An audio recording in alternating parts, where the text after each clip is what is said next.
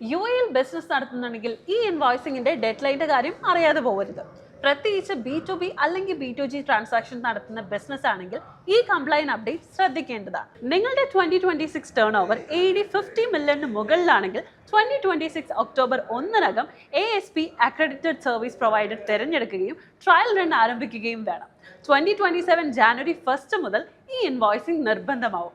Turn over $50 മില്യണിന് താഴെയാണെങ്കിൽ 2027 March 1-നകം ASP തിരഞ്ഞെടുക്കുകയും ട്രയൽ റൺ ആരംഭിക്കുകയും വേണം.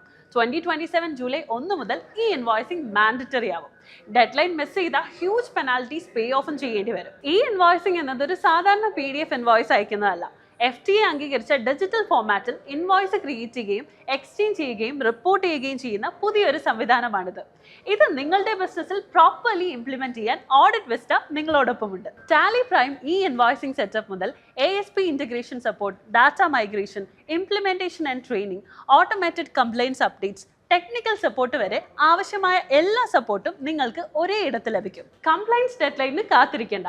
ഇന്ന് തന്നെ നിങ്ങളുടെ ബിസിനസ് ഈ ഇൻവോയ്സിംഗ് റെഡിയാക്കാം. So contact Audit Vista and stay ahead of complaints.